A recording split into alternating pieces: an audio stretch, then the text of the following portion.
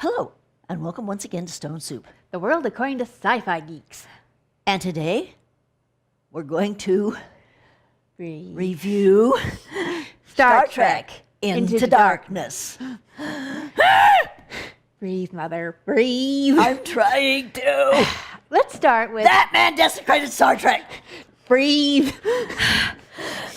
He wasted Benedict Cumberbatch. Okay, gently, we talked about this. I'll be good now. I'll be good. Let's start with, we're both longtime trekkers. Second generation trekkers. Trekkers. That's what I said. Sounded like truckers to me. A truck Trekkers. I've never driven. Second generation here. Because I date back to 66. Yep, I used to watch it from my covered wagon. Whippersnappers, get off my lawn. And, my first introduction was the original movies, and then, of course, Star Trek Next Generation. That was my enterprise. It's like having your own doctor. My personal favorite is actually Deep Space Nine. Now, having explained where we're coming from, I have prepared a statement. And I have to shut up now. She can't breathe if she starts going in on this. We'll start with the good. Benedict Cumberbatch is awesome. He always is. When he says that he's better than you at everything, you believe him. Because he is. Yes. The plot, in general, was good. It was nice to see some Klingons. Shame Moore wasn't done with them, and we only saw one without one of those weird helmets, which we've never seen a Klingon wear before. But, oh well, it's a start. Yeah, there was some nice character development here and there. And Uhura got to help kick ass. That's kind of nice to see, although as communications officer, not exactly her job. And the effects, of course, were great. But, on the subject of Uhura, Yes, everybody on board that ship would know how to do hand-to-hand. this is true. They're going into God only knows what. True. This is true. I'm being good. That is all there is for the good. Then there's the bad. First of all, one of our biggest gripes, Chekhov was put in charge of engineering? Are you fracking kidding us? Look, we get that Scotty needed to be somewhere else so he could get onto the special secret ship when the time called for it. But you wouldn't put the navigator in charge of engineering. Once he was gone. I was in the Navy. They have a whole crew of people who can run engineering in case Scotty gets sick or something. Once Scotty was gone, the next senior-most engineer should have taken over. Not the navigator. That, or Starfleet would have sent them a new chief engineer before they left. It's one definitely thing would for have. Mal Reynolds to only have the one engineer. Serenity is a tiny ship, and they're on a shoestring budget. And they don't have Starfleet to send them another engineer. And Starfleet would have, because Yeah. that's how these sorts of organizations work. Their Enterprise is an enormous ship. There are bound to be loads of engineers down there. I mean, Take a deep breathing. breath. I can buy that Kirk wouldn't want to tell Starfleet that Scotty had resigned his commission, or whatever it is Starfleet has, in case Nope. Because Scotty has to tell them. He's not resigning his commission to Kirk. He's resigning his commission from Starfleet. True. They had to know. But assuming for a moment Scotty hadn't done that just yet and Kirk didn't want to say anything, fine, I could buy that. But again, the next senior-most engineer would have taken over. The navigator has a job. It's called getting the ship where it's supposed to go in one piece. The very fact that they still have navigators means that job is still important. Probably have to be careful coming out of warp to make sure you don't Land in a star. land in the middle of a star or something. Or a planet or an asteroid or whatever. But think about it. Think about all the Star Trek series and the original movies. Geordi had a team. B'Elanna had a team. O'Brien had a team. Scotty had a team. Yes, sometimes they were just faces floating in the background, but they were there. Sending the navigator down to do this, and why would he even find Scotty around in the first place? This is an insult to the other engineers, and believe me, they would have been pissed. They would have told the kid to get his ass out of engineering He and can go do away. his proper job. I'm sorry, but this is probably just to get, Chekhov something more to do, but it's inexcusably stupid. Okay, moving on from that, the Klingon homeworld is Konos, not Kronos, Konos. Q-U-O''N-O-S. Do your basic research. This is not that hard to do. Just look it up on Wikipedia. Right there up on the screen, Kronos. You dumbasses! Breathe. I'm sorry. I lost it again. This is why it took us so long to do this review. It took us a while to get our blood pressure under control to do this properly and not have it completely laced with expletives. God, fuck it. I'm okay. You're clean now? Yes. Here. How many people knew about the super secret warship? I mean, there's the people building how many it. people it takes to build a ship that size? A lot. I mean, there's the people building it. The people who are going to crew it, yes, they indicated that it was going to be mostly mercenaries, but there were still people there who would know. The people who worked in the factories that supplied the parts. And of course, there are the people in Starfleet who keep track of materials and expenditures, who would have wondered, why is all this crap going up to, this boatload of crap going up to Jupiter for no apparent reason?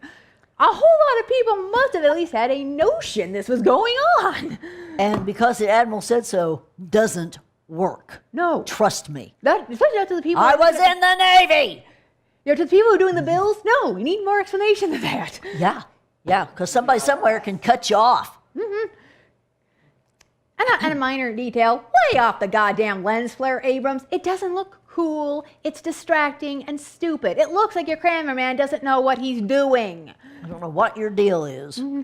Well, it's kind of like Spielberg and people being backlit by spotlights. It's a thing they favor. But you know what? The backlit thing is a lot less annoying than the lens flare in your face. Yeah, seriously. Also, in a minor detail, why did they need Khan to save Kirk's life? They had 72 other super soldiers. I said that in the theater at the time. Yeah, so they did got I. a whole boatload of super blood. No, they got magic blood by the bucket. Now, granted, they don't know for sure that, all of them have the super healing factor that Khan does. But you know what? While Spock's out there chasing Khan down, McCoy can't, crack one of those things and get some blood. And considering they cracked one open to put Kirk in it so his brain wouldn't die too much. Well, So what'd they do with the guy that took out of it? Yeah, why not just do a quick test on him if you could? And they could. Yeah. And for that matter, why put the super blood into a dead Tribble? No circulatory system to move the blood around. This isn't logic fail here. I didn't think of that. That is totally inane. Now, there's the other not so minor point. Tribbles have blood, but it doesn't circulate. I'm sorry. I don't know what she's going on. No, but at least she's laughing instead of screaming. They obviously wanted the reveal of John Harrison's true identity to be a big surprise. Problem is, they shot themselves in the foot with their own early synopses and early comments, calling him a one-man weapon of mass destruction, saying that he saw the whole thing as a chess game, and even saying they were stupid enough to say he was an iconic villain from the original series. To everyone who knows the original series, that spells in really big, blinking neon letters, Khan! To anyone who wasn't familiar with the series, the reveal meant nothing. Yeah. So they screwed themselves over with that one. They just made themselves look idiotic. And the more they tried to deny it, the more we're like, but Who could that make him? who else? We came up with one other person, Gary Mitchell, Yes, which might have been interesting too. who in the second pilot Uh-huh. for the original series became a god. Yes. And he wasn't exactly the nicest god you've ever seen. Is Thor, it- he wasn't. No. More Not like Loki. Q. Yeah. Anyway, But yeah. If they had been smart, they would have kept John Harrison's true identity a secret. He would have been like the shadowy puppet master that we only glimpsed now and then. And then maybe at the very end, it's revealed that he's Khan. Or even better, it's revealed in the next movie. also, they would have kept their fracking mouths shut beforehand. Yeah. We have a whole new villain. Yeah, we yeah, made yeah. him up ourselves. We made up that Romulan guy, didn't we? See? Yes, you did. So we can't make up new villains. Ha! We're entitled. That's the whole idea of a reboot, so you can start over. Yes. Not that we objected to them trying to do something new with Khan, but they didn't really do something new with Khan.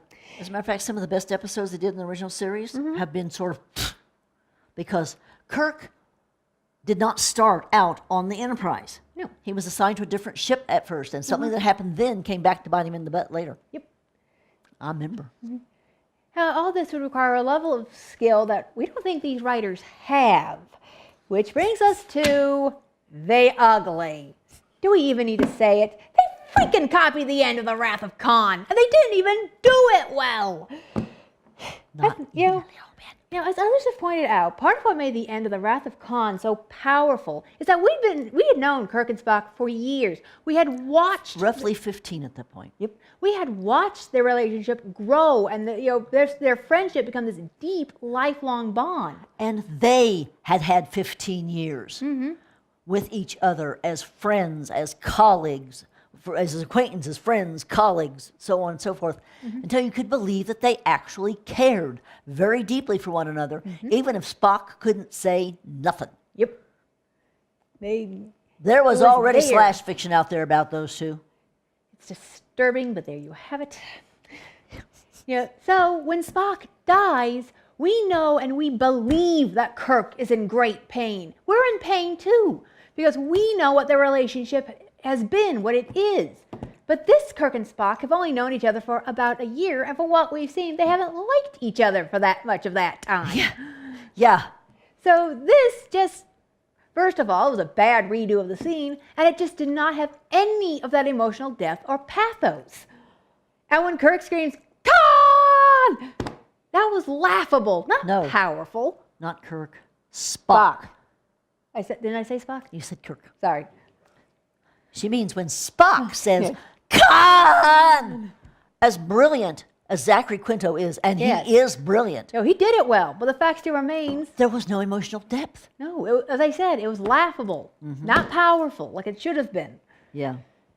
I mean, the reaction was, oh my God, seriously, did they seriously just do that? Which I'm quite sure was not what the movie makers were going for.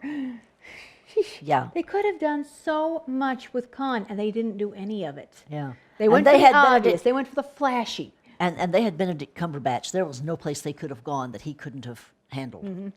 Although I will make one brief comment. Khan Noonien Singh. Does that sound British to you? I love Benedict Cumberbatch, but would it have killed him to try to find somebody who's at least partially of Indian descent? Excuse me. Do you think Ricardo Montalban was of Indian descent? No, but at least he could kind of sort of fake it. No, he couldn't. He was Hispanic. Yeah. He's Castilian. No. But just because they screwed up before doesn't make screwing up this time, okay? Well, no, that's true. It's a different screw up because it's a different person doing it. But I'm sorry, but it's about time maybe he was a Singh from like 6 generations back, and there wasn't a whole lot of that left. Yeah, okay, I grant you that. But anyway, go ahead. Anyway, See, I'm all calmed down now. wait a bit. But it's about time somebody says it. The Emperor has no clothes. J.J. Abrams comes up with good concepts, but he sucks at realizing them. Lost was a mess pretty much from the word go, and it kept getting worse. That's why I kept losing huge chunks of his audience every single season. The first season of Heroes was great. Oh, but, it's brilliant. Brilliant. but the seasons after that were complete and total crap because they had no actual ideas beyond that first season, Apparently, they had an idea for a mini-series, which is fine. which was great. And then they were told, oh, no, we're picking you up. Do it again. And it was, But you only had the such a one. mess. Yeah. After that, it was god-awful. The initial Star Trek reboot, it was good, but even it had some rather glaring issues with it. Chekhov is supposed to be 22, not 17. Kirk becoming a captain right out of the academy? No. I don't care if he did just save all their asses. He would still start at the bottom. He might get promoted quickly, but he would still start as an ensign because he still needs to learn management skills and earn a little more maturity before he's given the big chair. And it's pretty obvious that his management skills are just a teeny bit lacking. Yes, it's swoosh. Yeah. And He would have gotten a medal. Oh, a great yes. big medal. To match the one that they gave his mom after his dad died. But, Yeah, again, he would have been praised to all high heaven. He probably would have had a meteoric rise through the ranks, but he would still have to start as an ensign. yeah. It's just the way it works. And don't even get me started on the design of the Romulan mining ship. That thing is 10 kinds of stupid. You don't have these big floaty platforms without like safety railings. That's asking to get dead. Especially since we saw absolutely no sign of why they did that. Other than they thought nothing to explain the design except it looked cool. Romulans are a little peculiar. And you know what? Nothing we've ever seen the Romulans do said stupid. No. They're as intellectual, as smart, as together as the Vulcans. They just aren't as stoic. Yep. Go ahead. Either Abrams loses interest halfway through his projects, or he just does not have the skill to carry them out. Either way, again, as I said, he has good concepts, but if you're paying attention, every single one of them either fails practically out of the gate, or fails when you look at it too closely. We don't have much hope for what he's going to do with Star Wars. Han! Yeah, right. It was there. Very good. Oh, I'm sure his Star Wars will look all shiny and spiffy. Oh, yeah. But the writing, given his, history, is probably going to be pretty damn poor. Yeah. J.J. Abrams, just say no, people. He's not that good. He is not that clever. And he just keeps failing and being rewarded for that failure. And I don't get it. I don't get it. Like I said, good concepts. Hey, they let him keep Lost on the air for 5 years so he could finish his story arc, which turned out to be inane, but we won't go there. Actually, I don't know, because I couldn't last more than a season and a half. I know what failed early. Yeah, I know. Yeah, when your brain cells are committing suicide, it's time to stop. Yeah. When your intestines are leaping up to your spinal cord to grab your brain to try and save you from the horror, it's time to turn the channel. Our men folks bailed almost immediately. Yeah. I don't know why we stuck out as long as we did. Oh, have him come up with I remember Sawyer. But be that as it may. Yeah, what can you do? Basically, you can have him come up with a concept and give that concept to other people who have actual talent and skill and let them develop it. That would work. But letting him try and do it, we've seen time and time and time again, ends badly. Yeah. We will see the first Star Wars movie he does, just because, believe it or not, we're Star Wars fans too. Oh, yeah. So we're going you can actually be both. Oh, yes. I don't know why people say you can't be. Never got that. Nope. Like them both for different reasons. Yep. But either way, we're going to go into that first Abrams Star Wars movie with very low expectations. Which, will help, because then when it's not entirely crap, we'll be relieved. Yes. So. I feel better. So do I. That was cleansing. Yes. And so. Bye-bye.